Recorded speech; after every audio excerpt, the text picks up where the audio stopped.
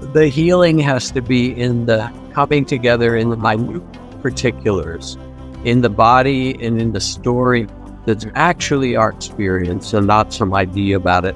So that curiosity we talk about, which led you to discover so many things, it's actually in Buddhist teachings, it's one of the qualities of enlightenment. It's necessary to awake.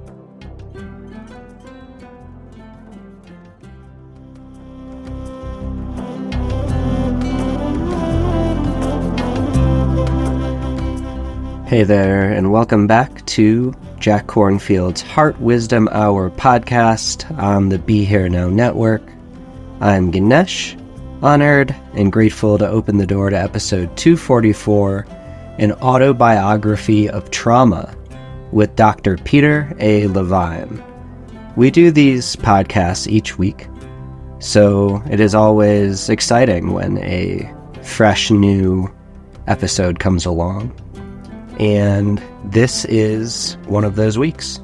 Peter is a stress and trauma expert who developed somatic experiencing, which is a revolutionary method for helping people overcome trauma, which in today's world seems to be a pretty necessary task for us. Peter also just wrote an amazing book called An Autobiography of Trauma, A Healing Journey. And in this episode, Jack is actually in the interviewer role, and he does this flawlessly. I don't know why I was so surprised to see it set up this way, but I thought it was so cool. This one really gets personal as well. Both of these individuals share stories of trauma from their childhood. They explore various moments that were heart-wrenching that ended up becoming gifts for them in the long run. They dive into the astrological and Jungian archetype of Chiron, the wounded healer, and how some of our deepest suffering may actually alchemize into what we offer as our most precious gifts to this world. The whole episode actually starts off with Jack leading a Just Here guided meditation on loving awareness. So before we get into that, and amazing stories from Peter, like his mystical dream meetups with Albert Einstein, we just need to tap in to some quick housekeeping. Firstly, this conversation, which was originally filmed on May 24th of 2024, by the Ergos Institute of Somatic Experiencing, is a community health somatic support benefit for math moms in Cape Town, South Africa. You can learn more about their education initiatives and donate with the link in the show notes. July 8th starts the next session of The Power of Awareness, Jack's 7-week mindfulness training with Tara Brock, Conda Mason, and Devin Barry. This is a premier online mindfulness training. I know you've been hearing about it for some years, and if you've been interested at all, Sounds True is currently offering this session at a $200 discount that's almost half off. So this is a great time to dive in. Then July 22nd comes Jack's next Monday night Dharma Talk and meditation for Spirit Rock. This is online, and it is pay what you can. So it is such a great opportunity for anyone and everyone to join in and partake in the precious jewel of Sangha. And other than that, I implore you to head over to jackkornfield.com or Jack Kornfield's YouTube. We always have a nice array of new offerings coming down the pipelines, articles, Dharma Talks, meditations, some music. We just want to keep a really nice flow of free and enjoyable content for you that is nice to engage with. So there we go. This is a nice long one, and one that really grabbed my interest. I'm not one for guest podcasts. I really like the pure Jack, but this one was a true delight. Thank you Dr. Levine and the team at Somatic Experiencing, which allowed us to simulcast this amazing conversation. So please enjoy episode 244 of Heart Wisdom, An Autobiography of Trauma, with Dr. Peter Levine and Dr. Jack Kornfield. May you be happy, may you be healthy, may you help others through the authenticity of your being, and may your heart be smiling. Namaste. Oh, what a pleasure. I'm really happy to be here. Happy to see all of you in your little squares. We've learned to appreciate each other in little shrunken forms, but we know that there's a big heart behind those little squares. So what a treat. And Peter, of course, is just a heart friend for a very long time. So I'm grateful also to have this conversation and be able to be with him. I'll just say a few things and then we'll do a meditation. When I trained as a psychologist, got a PhD in clinical psychology in the early 70s, so I guess that would have been 50 years ago, nobody mentioned trauma. It was hardly a word that was used in psychology and psychiatry. It's kind of mind-boggling and crazy that that's so, because so much of what came through the door was actually people's trauma. And there wasn't the systematic way of both understanding and working with it. And Peter, in the most dedicated and scientific and brilliant way, has not only unpacked the origins of trauma, the stages of trauma, the ways to work with it from different parts of the life and body and emotion.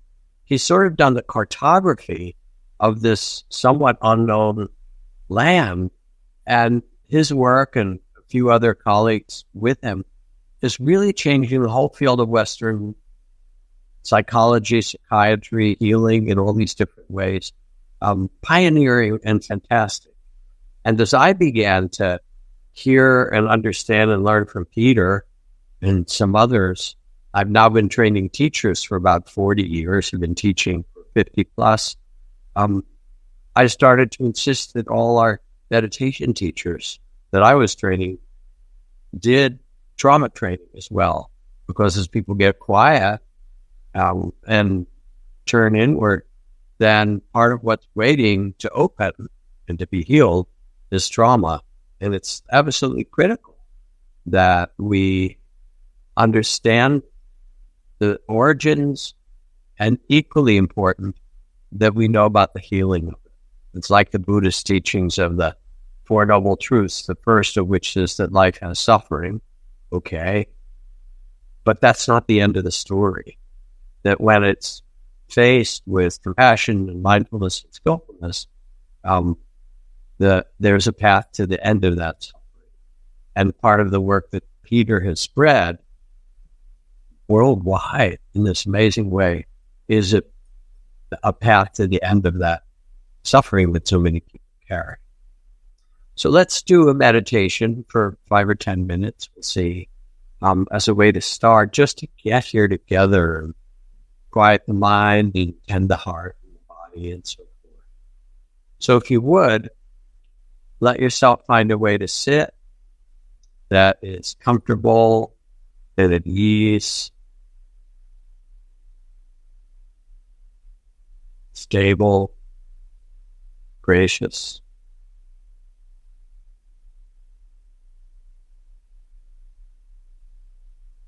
Then when you feel a bit settled, if it's okay for you, let your eyes close gently, or at least lower your gaze, so you're directing your attention more in the present moment, just here and now, in this life that you carry.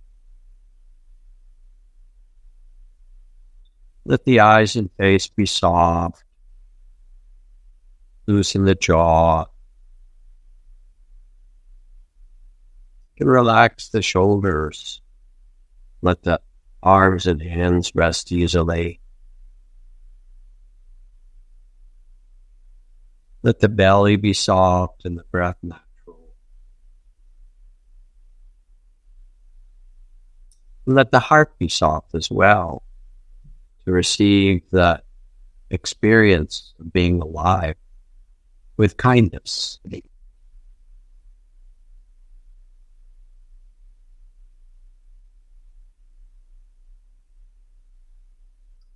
And notice as you come into the present with a loving awareness, notice how the body is breathing itself. Feel the breath, coolness in the nostrils, swirling, tingling in the back of the throat, or the rise and fall of chest or belly. The breath is breathing you. In fact, life is breathing. With each breath, relax and open. Feel how the earth is breathing. Let a sense of presence arise.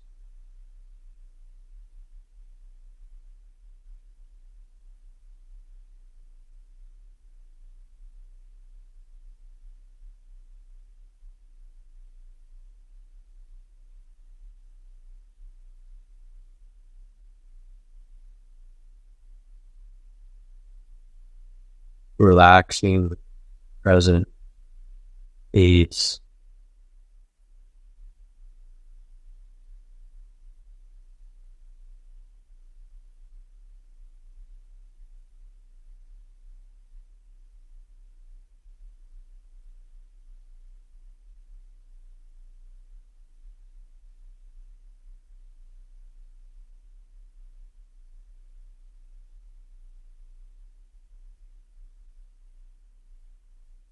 And now open the awareness, the mindful, loving awareness, to feel the whole experience of the body, the energy field of this human body. Feel your whole body, the places of tension, the places of ease, the tightness, the pleasurable sensations, the coolness and warmth, the whole field, the vibrations of this body. Then hold your body with a mindful, loving awareness, just as it is.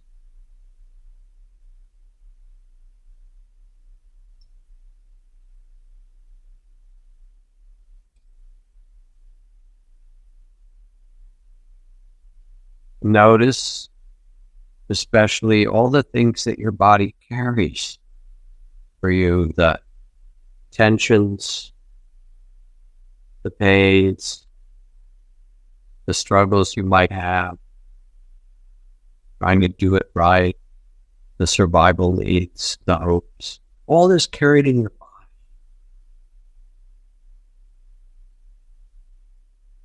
As you become aware of it,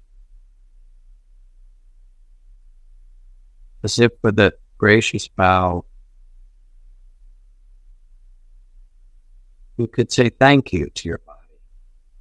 Thank you for carrying so much.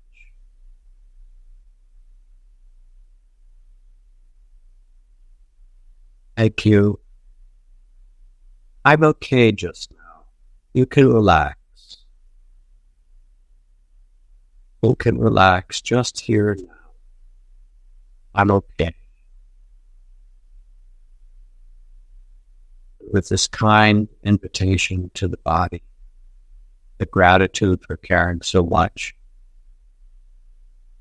let it soften and open, and sense that you're okay in this moment.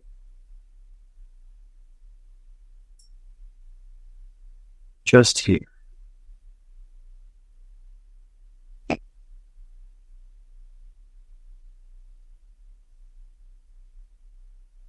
Now shift your attention to your heart, to the feeling heart. the same loving attention, notice how much your heart carries. Tears and grief or losses, longings, hopes, certain kinds of pains and trauma that register in the heart.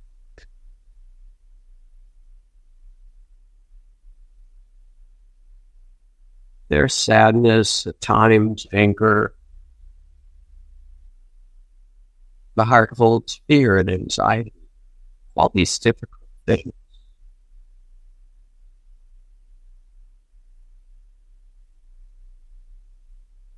Feel them. The heart also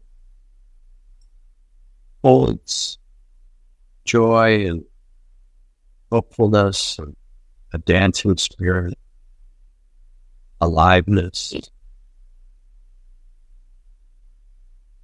You're just bringing a loving attention to all that this heart holds. Kindly, wrapping it in kindness.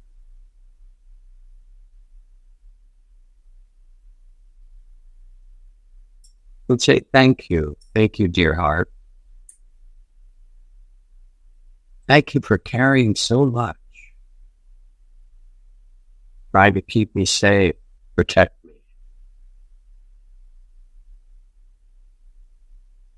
I'm okay just now. You can relax. You can relax just here. And let that loving awareness hold the heart. And let it soften and open.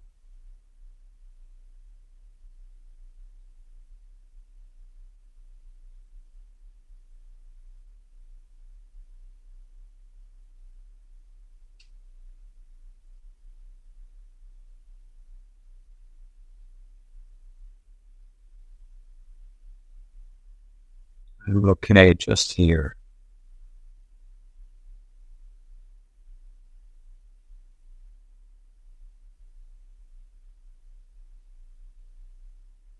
Now shift your attention to the mind that secretes thoughts and images like the salivary gland secretes saliva. It just does. Pictures and words, plans, memories, imaginings, figurings. That busy mind, non-stop. And feel the whole energy of it, as if you could hold the mind with loving awareness, the spinning, busy mind.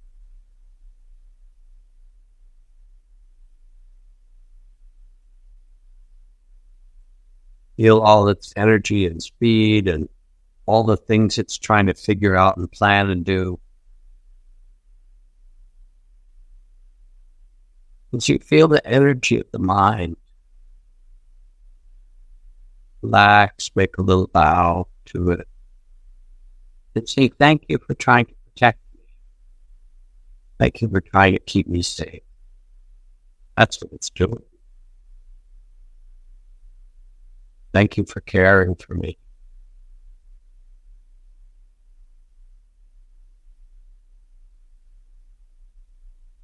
You can relax now. I'm okay just where I am. You can take a rest. And let the mind quiet down.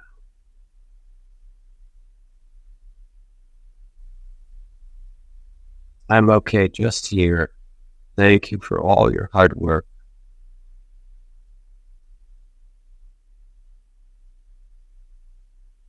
You can relax and rest. I'm okay.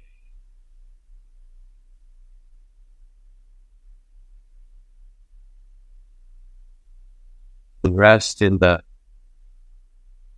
present moment, just here.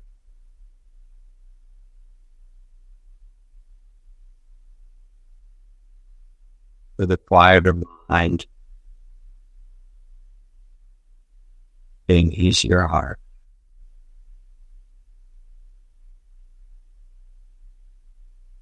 steady body.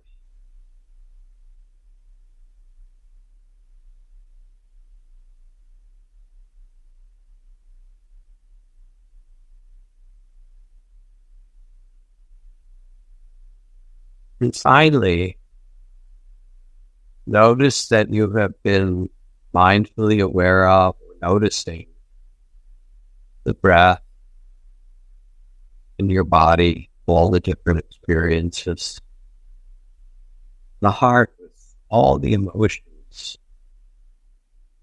and the mind with its thoughts, plans, and images. But these aren't who you are.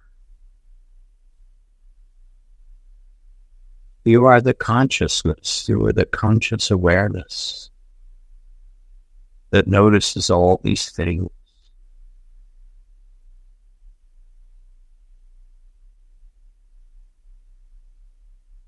You are awareness itself, timeless, ever present. You become the loving witness of the body, heart, and mind. But who you are really is consciousness, aware of and inhabiting this incarnation.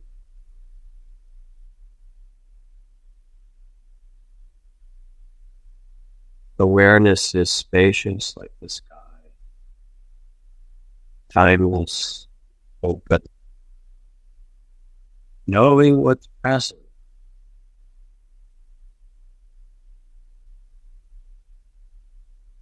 This is a refuge. Loving awareness itself. Let this awareness be filled with love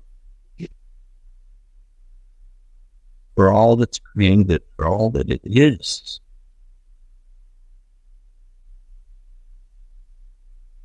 You are the loving awareness.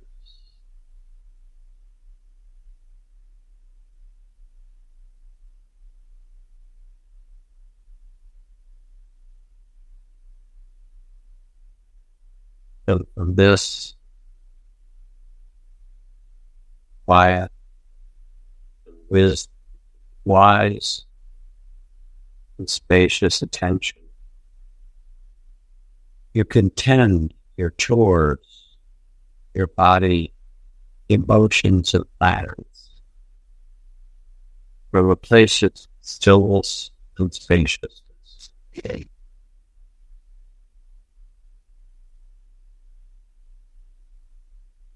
And loving awareness, for this is who you really are.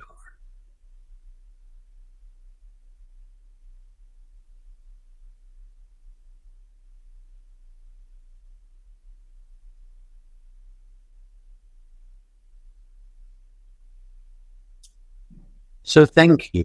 You can gently open your eyes, carry whatever was a benefit. If it didn't fit or wasn't a benefit, just let it go. But whatever was useful, stay with it. We just did a 10-day Vipassana retreat in about 13 minutes. So you get your money's worth. And thank you. And what a pleasure to be with you. And Melissa, let's start the game. Jack, thank you for that lovely meditation. Thank you. Always heartful, always a path with a heart. Good to see you, Peter. Yeah, indeed. We can keep on meeting like this now, wherever we're reached over the globe. Yeah. So, Peter, let's talk about a few things. As I said, when I opened, you've been a pioneer is one word, but you've just been a force to kind of revolutionize our understanding of human suffering and how it can be healed over all these decades. And so maybe, and I've incorporated in all the teachings and trainings and things that I've done, and it fits very well together with the Buddhist trainings of mindfulness and compassion and forgiveness and how to do this. So I've just found it's such a perfect marriage, if you will, with the trainings I had as a Buddhist monk and so forth. I was looking at your autobiography published and realized that not only, are you teaching us how to resolve or open or understand or heal trauma, but you've had plenty of it, as I have, in your past. And I think maybe it'd be interesting for us to talk about how that was part of what made our path happen. Okay. Well, I can give that a try. Sure. Talking about the An Autobiography of Trauma, a Healing Journey. Yeah. Okay. So here's the backstory for this. About 3 years ago, I was looking at where I am in my aging process. Here is point 0, and then we have the remaining years in front of me, but then the years from conception to now. And I realized that this was really time in that process of knowing that I have less years to live than I've already lived, is to really look and excavate my life, to look at the events, the occurrences, the experiences which greatly influenced me and greatly affected my life. So I meant to do this strictly as that kind of an excavation, as a sort of a journal. And so I did. And after a while, a friend of mine, kind of asked me what I was doing, and I shared it with her. She asked if I would share it, and I said, sure. And she said, I assume that you're writing this as a book. And I said, no way. It's too vulnerable. It's too exposing, because actually in my life, being seen could have led to life threat, because my father was made to testify. It's a long story how this happened, with against Johnny DiAguardo, or Johnny Dio, and he's the mafia don of New York. He actually was featured in 2 movies, The Goodfellas and The Irishman. He was the most violent of all of the mafia people. So if we were seen, then the words he gave to my father was, "You'll find your family face down in the East River." So we were living with that threat for a long period of time. So anyhow, getting back to my journaling, my friends said, I really think if you write this as a book, you could help a lot of people excavate their stories, their lives, the important events in their lives. And so I kind of said, oh God, how can I say no? But I said no. And she said, well, why don't you just think about it? And I did. I thought about it and thought about it. And sometimes, when you're stuck, when the mind is just going around in its circles, as you did in your meditation, I think I just couldn't make a decision. I felt, entrapped with my mind. Can I do this? Do I not do this? If I do this, then what might happen? And blah, blah, blah, blah. So often when I can't make a decision, or something's come up and I really need to find a new path, a different route, I'll have a dream. And in the dream, I'm standing in front of this large field, and I'm facing the field, and in my hands, I'm holding a manuscript. It's obviously it's typewritten, and it's some kind of a manuscript. And in the dream, I look to the left, look to the right, to the left, right. And again, I'm stuck. I just don't know where to go from here. And in that moment of a grave indecision, a strong breeze came from behind. and took all of these pages and blew them out into the meadow to land where they would land. And when I woke up, I realized that my unconscious, the decision had already been made by my unconscious. And so I made it still wasn't an easy thing to do. I mean, it was very difficult to do. But I dealt with some very important things, not just the trauma, which were in some cases quite violent, but also things that have really enhanced my life and gifted me to who I am, to my intuition, to my sense of excitement, of curiosity. And so anyhow, I had been experiencing some very troubling sensations and symptoms. And I realized it was time for me to take a dose of my own medicine. So, yeah, right. Chiron from the Greek mythology is, the way I understand it, is the wounded healer. And all of us, and you alluded to that, Jack, and all of us have this wounding. It's actually the Latin for trauma. It's not PTSD. It's a wound or an injury. And so how to confront or to be with these injuries and to heal them.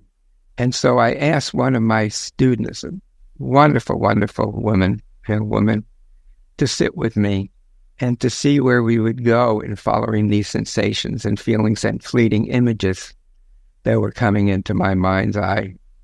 And one of the keys in somatic experiencing is we don't go right for the person's trauma. We don't have them relive their traumas over and over again.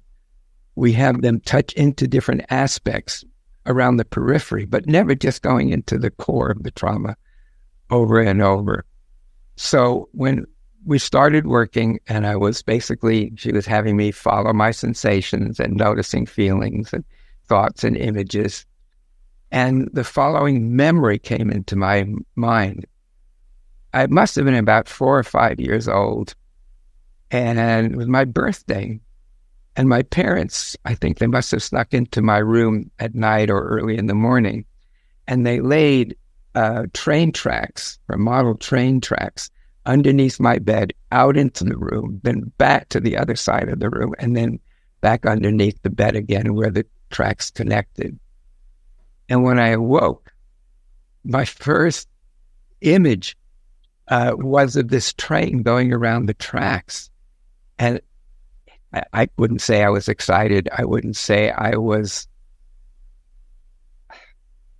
didn't have words, but literally I jumped out of my bed and ran over to the transformer and controlled the speed of the train. I remember there was a hobby store that we walked by at one time, and I think that's when my parents must have realized how much I would have wanted to have my own train set. So I didn't have the words for it, not as a conception, but I think that at that moment, I knew that I was cared for. I knew that I was loved. And even though horrible, horrible things happened after that, I could use the bodily experience of that moment when I awoke to the trains to take with me and to continue going into my life. So then what happened next is my guide was noticing a very slight shuffling of my feet, almost imperceptible. And so she had me bring my attention to that. And during this time when the mafia was, giving a life threat, it's like my feet, my legs were pulled out from under me, and I just didn't have any strength in my legs. And although I could walk to school, my legs just felt weak and trembling, not in a good way. So what came next, there was a park across from our house. It's called Reservoir Oval Park. And I would come home from school, from junior high school, go up and have my milk and cookies, Pepperidge Farm cookies, and then go down to the street, go across the road, and then over this big wrought iron fence. And there was a row of bushes, and I would go down the bushes and then come to a running track below. And so she had me feel in my legs and my body what it felt like to begin to walk and to increase the walk, and then to start coming into a slow run and then a faster run. And in doing that, in this session, I could feel the strength and power coming back into my legs. So that image and that body feeling and the bodily feeling, the embodied excitement and love and kindness from my parents, I was able to hold that, embody that, and hold that in my body. But then another image appeared. Again, my usual day with my cookies and milk, going over this tall fence down into the park, and I noticed off to the left there were a group of thugs, and they were smoking cigarettes. I remember that clearly, and they had these motorcycle hats like Marlon Brando did in the Running Wild, or the Wild One. And I knew I was in trouble. I knew that because the hair on the back of my neck and my back was standing up, and I knew I was in real danger. So I looked towards the fence, and I realized that if I tried to climb the fence, I could easily be attacked. So I didn't decide, my body just started running down through the bushes to try to get to that running track below where other people would see me, and then I would have at least some protection. So anyhow, I was caught, and I was violently assaulted, and more. But with those other memories, and with the guidance from my student, from my guide, I was able to put that in the past where it belonged. And so it was no longer dragging me down. Although, again, it was still a very difficult time to how we would be, what would be even be taken care of, if my father testified. And the thing that was missing, really, but that wasn't missing in that first memory of the train set, is that my father and my mother never told us, not just that it was going to be all right, but that we were going to be taken care of, that we were going to be loved. So we didn't have that. And so my brothers and me, we knew something was wrong. We could read the anxiety in their bodies. I think in a way that was my first lesson in learning how to read bodies. And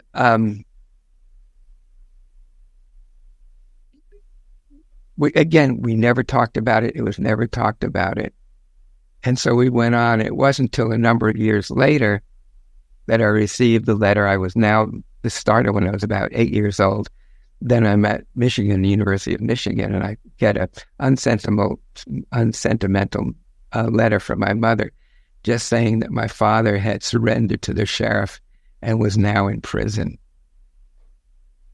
Because, again, he pleaded the Fifth Amendment to not have to testify, but the person who was the assistant DA at that time, Robert Kennedy, threatened to put him in prison if he didn't testify. And so that was, again, just a wave of grief and sorrow. And I remember even the first time that I went to visit him in prison, I went downtown with my mother, and the words that I needed to say wouldn't come out. I wasn't able to say, "Dad, I love you." They just got caught in my throat. But then as I walked out, this prison guard came up behind me, and he put his hand on my shoulders, and he said, "Son, I just want you to know that your father's not a criminal." indeed, he told me that my father had set up a program and set up a library and a program to help people the prisoners learn skills that they would need on the outside when they were out of prison. So in a way, he was doing what he loved the most. He was a teacher, because he was a teacher at that time he was a principal at a high school. So again, these are some of the events, the experience that really formed my life, and what gave me the impetus to write the autobiography and to share it. And I only did it, not only, but one of the important reasons that I did it was because of what my friend said, that she was sure that would help other people tell their stories. And also, when people would buy it, I would also make some money. I would also help people in my sleep and also make some money in my sleep. So that's really, in a way, the backstory. And it's really how I came to understand the roots, which then eventually became somatic experiencing, from those experiences in my life, and finding ways to heal in myself, the wounded healer, and to be able to make those available to people all over the world. I think now at this point there are probably about 60,000 trainees working in 44 different countries. So as to the question that I asked myself in the book, have I done enough? I can readily say, yeah, I've done enough. It's not on my shoulders anymore. It's on the shared shoulders of the people, the SE trainers who are teaching this work around the world. But there was another question, a bigger question, that was not so easy to answer. And that question was, am I enough?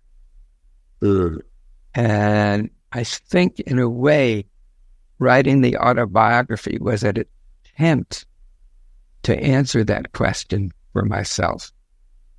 And basically, I consider it a work in progress. It's something I'm still working on. People who I've had close relationships to, I think they would, acknowledge that that's something that I'm working at, and often fumble, but then find my ground again, find my footing, and continue. So that's the basic premise of the book, and how it came about. And what was even more wonderful is that a number of people, including you, wrote these beautiful endorsements about the book. And I could feel all of you at my side and standing behind me at my back. And the first time I talked about it in public, my throat, I couldn't speak, my throat. But then I had again that feeling, that bodily felt sense of the people who were at my side and standing behind me at my back, that they were with me, and that I could speak, because I promised myself I would follow my truth wherever it would take me. And sometimes it took me to places where I did not want to go. But again, with the support for all of those people, I was able to do that, not easily, not readily, but I was able to do it, I believe, authentically. Sure. First, I just want to thank you, Peter, for telling the story, the origin story. And it's very tender, even though you may have now told it at different points.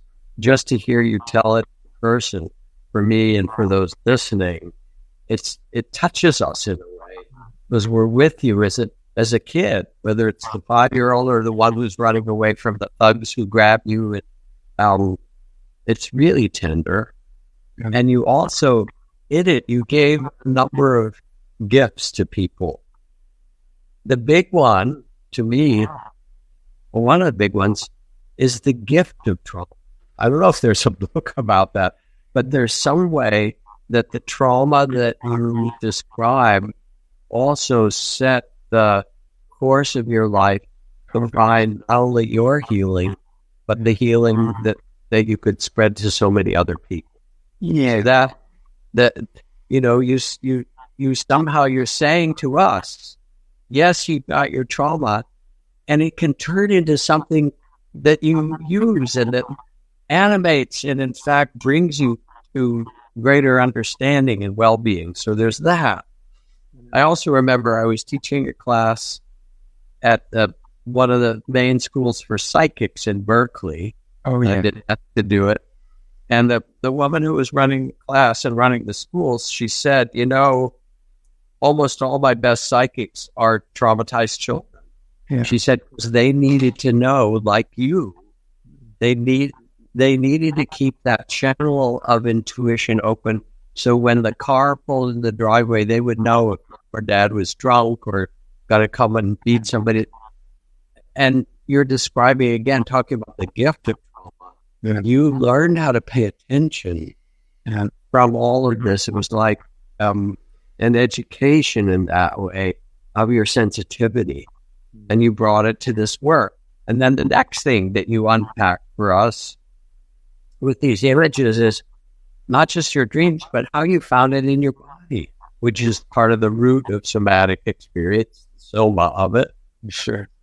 And what it meant to trust it and let things unpack, even though it was difficult. You were kind of leading us through the healing of trauma as you told it. And I suspect almost everybody else in the little squares and all of us together, we're here because we've had trauma and we're also helping other people. And so this was kind of a demonstration. Usually you do these brilliant demonstrations with other people. Yeah, right. This was the physician heal thyself demonstration. And it teaches us how to do it. So, and of course I resonate with it a lot. I'll tell my story in a minute, but I'm just there with you. And I'm feeling, the goodness of that 5-year-old realizing not only that was he loved, but that something in you that's very bright and alive now is still alive in you and pouring out into the world because you are okay. And you can tell other people they're okay. Yeah.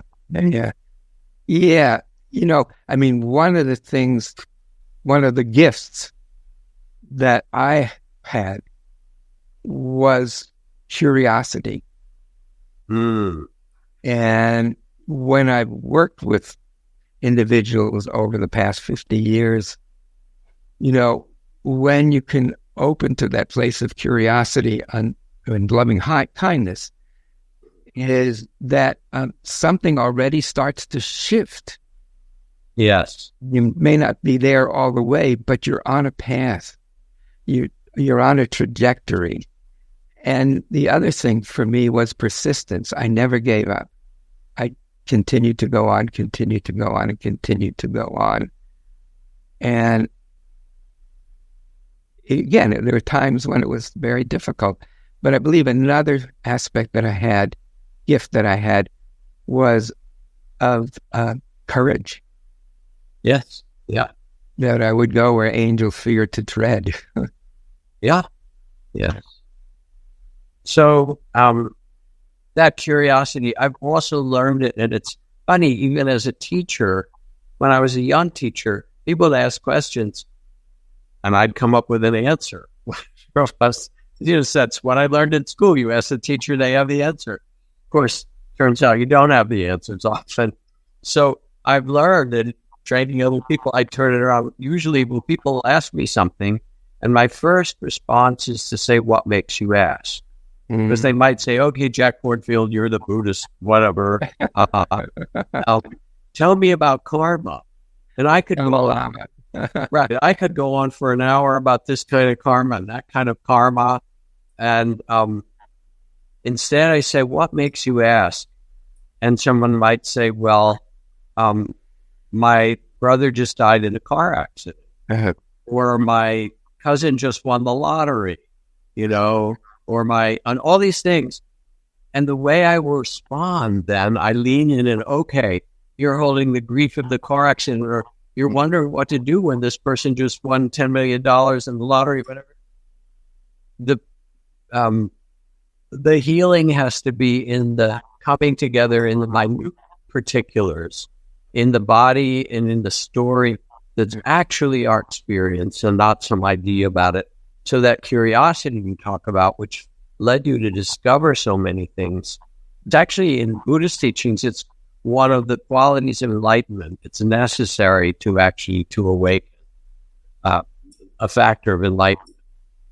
Now, just to follow through a couple of other little things that you talked about, I think it's so helpful for us all to hear when there's somebody like yourself who has such a place in the world of trauma and psychology and so forth, your esteem, let's say, whatever, to actually hear the personal journey and to know that we're this common humanity, that we're in it together. There was an article I read recently about Sanjay Gupta, who is the kind of public physician on CNN, and he wanted to go and meditate with the Dalai Lama. So he flew to Dharamsala and got permission. The Dalai Lama gets up at 3:30 in the morning, and so they said, okay, we'll set a meditation mat up next to the Dalai Lama. You go early and you can sit with him. So Sanjay goes in. They had met the day before, and takes his seat, and the Dalai Lama is sitting there. And after about a half an hour, he turns his head and says, Sanjay, how's it going? And Sanjay says, this is hard. And the Dalai Lama looks back at him and says, yeah, hard for me too. And the minute he said, Sanjay just felt, okay, I'm all right. This is hard. And then I thought about it. I thought, well, is it hard for the Dalai Lama to meditate? He knows how to find his breath. He knows how to be compassionate. But every time he sits down, he also feels the tragedy of the Tibetan people, of the invading Chinese army and all the losses and the destruction. He also has been called upon, can you help in the Middle East, in this conflict in Africa, in parts of the world? And he carries all that in his heart. So when he sits, Tutu, his good buddy, they did that wonderful book on joy. He said, Tutu said, in Africa, when you ask someone, how are you? They always answer in the plural. You say, how are you doing? They'll say, we are well or we are not well. He might say, or we are not well because his grandmother is sick. And so we are not well. Means that we're in this web. And the Dalai Lama is in that way. Yeah. So for me, as a little bit of an origin story, I was at Dartmouth College and I was studying pre-med. I'm going to go to... Oh my God. Thank you for that, whoever said that. Right. And I went after an organic chemistry class or something to hear this old sagely scholar who come up from Harvard named Wing-Sit Chan talk about Asian studies, Lao Tzu and the Tao and Chinese Buddhism. And then he sat on the desk and he said, the Buddha taught that there's suffering in life. It has its causes, and there's a path to the end of it. You can come to the end of suffering. And I leaned forward. I said, this is the medicine I need. Because my family, my father was a pretty brilliant scientist, a physiologist and a researcher. He designed some of the early artificial hearts and lungs. He did space medicine. He taught in medical school, all these things. But he was also a tyrant and a mentally disturbed, really. He would be enraged at us, the four boys. But worse, he was a wife batterer. So we had to witness him throw my mother down the stairs, or beat her. She had to wear long sleeves in the summer to cover the bruises. And she would hide bottles behind the curtains in different rooms so she could pick one up to defend herself. So we live with that. And so I'm sitting there thinking, okay, I'm studying organic chemistry. And this guy is saying, no. There's suffering and there's a path to the end of it. I said, okay, I need to learn this. This is, this I made it. which is what took me to become a Buddhist monk, where I wrestled with compassion, with how do you find forgiveness for yourself, for not being able to defend your mother, even though you're a little child, for your family. How do you find your way to live through this and transform it? And that's really what we're called upon, because life is hard. Yeah. And what you're showing us in this very, honest and human way is, yes, we have this, and it can lead us to something so much better. And you did it beautifully, a little bit at a time, which you learned to do, and in a way with that has the tenderness that says, yes, healing happens not by force, but by love and by loving attention. Yeah. Yeah. Yeah, for sure. Yeah, to not be overwhelmed, because that's what trauma is. It's about being overwhelmed.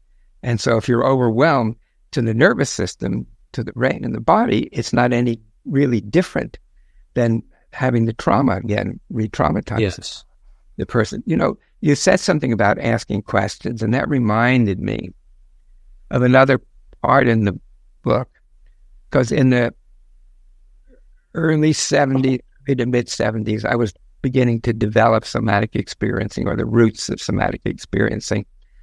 And I was also doing my doctoral work in the Department of Medical and Biological Physics, biophysics. And I had a favorite restaurant after a long day of, the academic stuff and trying to find the language to train some people to begin to do the work. My favorite restaurant on San Pablo Avenue was called the Beggar's Banquet. And I would go there, and the waitresses there, they knew me they greeted me by name, and they would always sit me or at it, if it was a vacant, at a table where there were two chairs.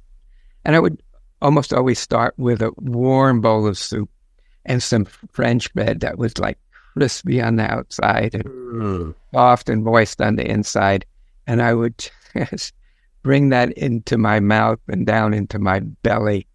And in that moment, I could feel the strain from the day just kind of receding. So one of these days, I'm sitting down, having my soup, and I see coming from my left side a shadow.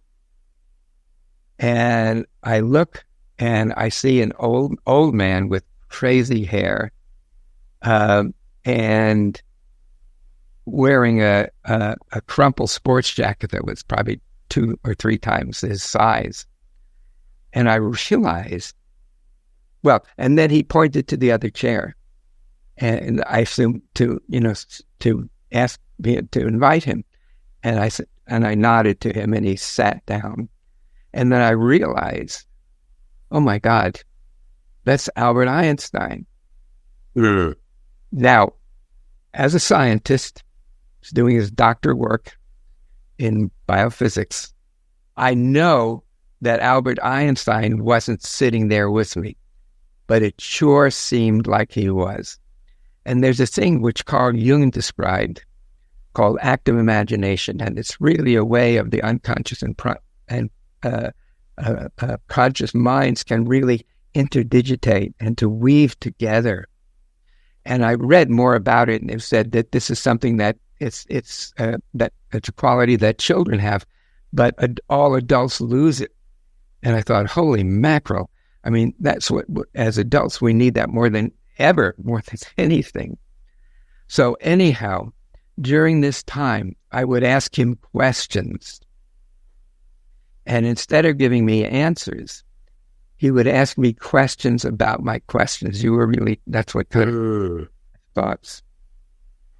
And, this was the method of Socrates.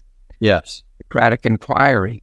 You really have to find your own answers by asking the right questions. So this went on for about a year. And during this time, I was discovering that many of the traumatic events that people experience were not things that happened in their lifetime, but things that happened in their parents' lifetime and their grandparents and their great, all of their ancestors. And that these traumas became passed down in a very non-linear way. And so when I asked Einstein about that, it was like a dream within a dream. He took me to this pond, and he had a yardstick. And on the yardstick, there were a number of small stones. So we held them over the pond and then just twisted the yardstick, and the stones fell to the water, to the pond, and they went out in rippling waves, coherent rippling waves in all directions, not just forward, but forward, sideways, and backwards. And then he showed me that what happens where these waves intersect, if something gets stuck, then everything after that is distorted. And of course, I mean, this was the person who knew things about time, space. And so again, it was clear to me. Well, first I asked him, well, how do I work with that? And he said, Peter, he didn't ask me a question about my question that time. He said, Peter, I don't know that, but I know that you will find the way. I know that. Wow. Yeah. Wow. And so I did. And for the next few years, I really looked at that and excavated that, and also it again dealt with some of the things that happened in my generational effects. So again, questions about questions have been so important in my life, so important, and also finding a way to heal and to restore that continuity, that coherence that would move forward and move backwards and wouldn't move sideways, that would always be going eternally in all directions, and that we just had to find a few of these places where it got stuck, and each time we would get it unstuck, then the waves would again propagate coherently and return to that coherence. And that was about the last visit I had with the professor. So again, I know that I'm an academic, I'm a scientist. I know that this is about active imagination. Einstein was clearly not there talking to me. Right. But that's okay. So about 35 years ago, I was visiting my parents in Bronx, in New York, and I spending the day downtown going to museums and walking around.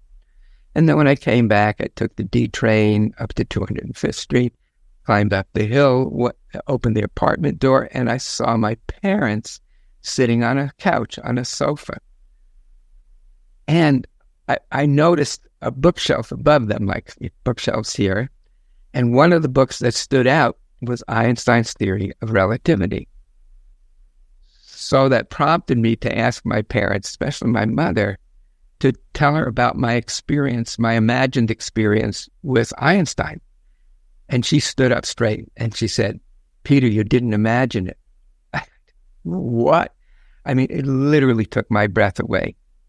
And I realize now that although there was a tremendous amount of traumatization from my mother, I was gifted intuition, and she had this intuition.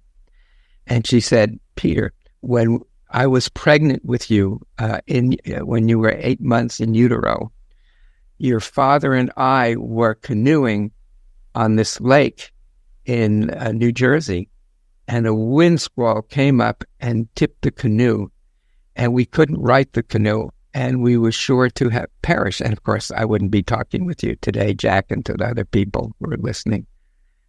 At that moment where their life was in mortal threat, a small sailboat came up and came beside them and helped them into their sailboat. And it was a man with crazy ruffled hair and a young woman. And they introduced themselves, ready for this, as Albert Einstein and his stepdaughter. And so my mother intuitively realized that because Einstein and I met in life threat and that he saved my life, that I would be always bonded to him. And even today, sometimes I'll make a question, and I'll bring the professor in and we'll have our chit-chats. But again, how did my mother know that? And how did she make that connection? Was in a way beyond me. So I'm grateful for that gift and for her understanding. And again, sometimes it was used rather against me, but still, it's something that I learned from her and learned to attend to. These are such moving and inspiring stories. And in part with them, you're also opening the vision of what psychology and consciousness really is, because we tend to be very limited in the physical world. I was in Asia, and I had this experience. I could feel it or see it, that someone that I was close to died. I was kind of a little bit shaken by it. Well, maybe it was just a meditative, idea or something like that. But sure enough, 10 days later, a telegram came that said, oh, this person has died in an accident. It wasn't like something predictable. And they died on the day that I felt it or knew it. Yeah. My brother's younger wife, my younger brother's wife, Esther, wonderful, loving being, who died of breast cancer. Oh. And I was hurrying to her house. She was quite sick, and I'd been part of taking care of her. And I had to stop at the drugstore. It was near the end of her life to pick some things up. And I was hurrying to get there. And all of a sudden, my body just relaxed. And I said, oh, Esther died. Oh. I got out of the car. Okay. I called my brother. And I said, hi, what's happening? He said, oh, Esther died 5 minutes ago. And I said, I know. Wow. So in groups, when I teach and I talk about this, I'll ask, how many of you have had the experience of knowing something really powerful, someone's death or something like that, at a distance that you couldn't know any other way? Right. And somewhere between a third and half of the hands go up. Because we actually do know this. Of course. And we know it because we're connected. Yeah. The whole notion that we're separate is a fabrication. We're in a field of consciousness. Yeah. And you're talking about it. So now science is beginning to catch up. First, there's the science of epigenetics. If you had said 20 years ago that your genes were, being changed by your life or your parents, everyone said, no, you're crazy. But now we know that it's all passed down. And that I worked with this African shaman for a long time, Maladoma Somé from Burkina Faso. Wonderful man, and he talked to, for him, ancestors were alive. Of course. They weren't in the past. We are them living with their DNA, but also we're them in spirit. Yeah. And I was sitting with my father at the end of his life, and he was in the ICU at University of Pennsylvania Medical School. That's where he'd gone to school. And he was terrified of dying. Yeah. And I said, well, what do you think happens when you die, Dad? And he said, dirt. You go back to dirt. That's what you are. Yeah, right. And I said, well, that's one view of it. I said, but here, let's just talk a little more. I said, I've had out-of-the-body experiences in meditation. I learned to do them where I could go to the window and look and see things that I couldn't see from where I was sitting. I said, I have sat with people close to death where they kind of die and leave their body and come back and there's light, and they repeatedly describe it. I've led past life trainings in different parts of the world, and people who don't believe it, they do it, and they go, wow, I saw my life as this or that. I learned that lesson. I said, there are all these things that show you very directly that who you are is not your body, that consciousness is not limited to this body. And I said, so when you die, which was in a few days, I said, likely you will float out of your body. There'll be a sense of light. There might be a review. Wow, that was quite an incarnation. What was that like? You think about, then you'll be drawn in some way to another dimension. I told him more of that.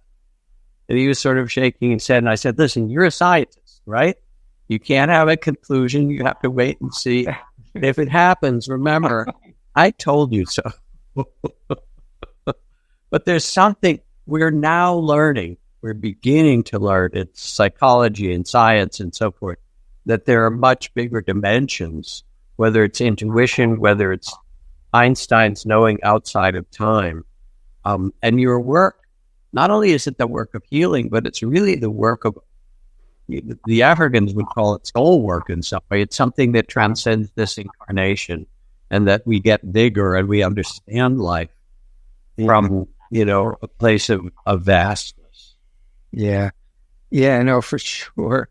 Couple of things. One of the SE trainers, very, very dear friend of mine, a student from Brazil. She's from a small tribe in Tanzania, Africa, and she teaches SE around the world. And for her to think of anything else different than the ancestors would be preposterous, because just everybody knows that. How could you not know that? In a way, is what she and she wrote a very lovely book on that. And I'm just thinking a little bit about epigenetics. Clearly, certain stressors are passed on. And actually, I taught a class last year in Switzerland with one of the leading researchers in epigenetics, Isabelle Mousset. Very lovely woman, very solid scientist. But when we were having a discussion, I said, it's really clear that obviously these modulator effects of the epigenetics change the stress of the ancestor, or of the children and the children's children. But I think it's much more than that, because it can be more specific. These specific things can be passed on and passed on and passed on. And when I first realized that it wasn't just trauma that was passed on, but these very important gifts that were also passed on. And the first hint I got about this, there was a plane flight from Denver, it's 1989, I think, to Chicago. It was a DC-10, and the rear engine exploded, and it cut all the hydraulic lines. So it was impossible to steer the plane.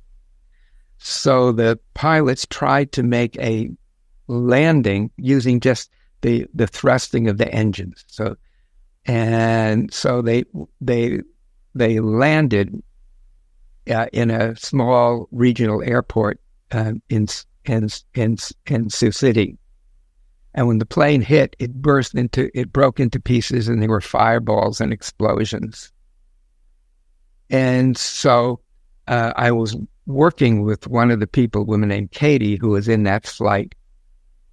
And again, in somatic experiencing, we went to that moment when she knew that she survived. And in that image, in that feeling, she was sitting in a cornfield with the sun on her back, the warmth of the sun on her back, and she knew she survived. So then we went back to the plane where she was upside down, and she unhooked the safety belt and slowly let herself down to the ground. And she didn't know where to go, because everything was black and smoking. And so she hears these words, Katie, go to the light, go to the light. And she saw this pinhole of light, and she started crawling, and she made it through, and then made it into the cornfield. So where did that come from? Yes. Go to the light. Well, she also was a Buddhist practitioner, so maybe it had something to do with that. But no, we found out later that both her father and her grandfather were in airplane crashes. One was a military flight, the other was a commercial flight. And both of them escaped by crawling to a pinhole of light. So somehow that life-saving information, you can't just think of that as epigenetics. This is something that is just in a whole other realm. And I was working once also in Esalen. I think it was the last time I did a class there. And I was working together with this young Navajo woman and this man who was from the Crow Nation. And in the work, the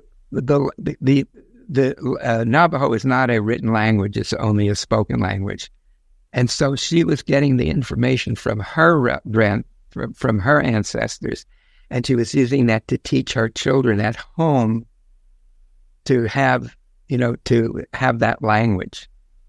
And then the man who was from the Crow, who's now a SE therapist, this chanting came through, and everybody was just moved. There were no dry eyes. Where is this coming from? It's not from the epigenetics. It's something much grander than that. At least that's the way I see it. Yeah, Jung talked about the collective, Yes. collective, and the power of that collective consciousness. We're really talking about mystery and the fact that we're not limited to our biography or to our bodies, that who we are is much bigger than that. We are consciousness itself. And when I do past life regressions, which I've done around the world at times, and I'll say, let yourself go back to a life where there's an important lesson to learn, and it's not like, oh, I was the Queen of Sheba or something like that. I was a cobbler in a village in Eastern Europe, or I was in, Africa, tilling a yam field or whatever it happened to be. The lessons are universal, and then people go back, and they go, that's what's happening in my life. It's not just then, but like you said, they're connected to now. And what it does in some way for many of them and for us, it invites a very deep sense of trust. Yes. That we're not just in kind of commercial time, if you will. What time is it on your watch or your phone? And what do you have to do? We're in a mysterious evolution or opening of time. We need Einstein here with us. And we're part of this much larger web or matrix that has resonance, past and future. And there's a really big thing about healing your ancestors when you talk about that when you do the inner work, it goes both forward because you heal and then you don't pass it on to your children and grandchildren, but also you're completing something that your ancestors needed you to do and almost seeded you here. Would you do that work? And you realize, oh, I'm not doing it for me. I'm doing it for us. It's all us. And there's something so it brings both trust and inspiration. And this work that we do, then you can hold it if you're an SE practitioner and help people untangle the trauma, but also realize that they're part of a much larger drama of life, and that there are gifts and things to complete and learn. And it's not just, oh, something bad happened and you have to get rid of it, but something much more mysterious. Yeah, the web of life. The web. Yeah. For sure. Wow.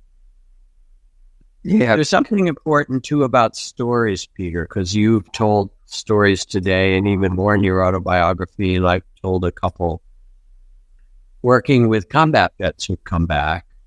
One of the things that's true is that they often don't tell their stories. And in the retreats or things that, we've done with them, they'll say, I can't tell you what I saw. I can't tell my family or my friends. It's too horrible, what the images and the experience. But then they go on and they'll say, I can't tell you what I had to do. And that's the geish, the Irish call it, the weight on the soul. And when they're able to tell the story, and then maybe to hold the story in a bigger context of all warriors who come back throughout time to their culture, carrying both the suffering and the visions, but also that they survive, that they're here, that like your gift, that they're alive. By recognizing the story it starts, and giving voice to it, it starts to open and release in the heart and the body in some really magic way. Yeah. You know this so well. Yeah. I was listening to a TED Talk with Isabel Allende. Yes. And she was quoting a Jewish proverb, I guess. And the proverb is, what is truer than truth? And what is truer than truth? Answer, the story. Beautiful. All have those stories to tell. Or that title of the book, Barry Lopez, he says, sometimes you need a story more than food. Right.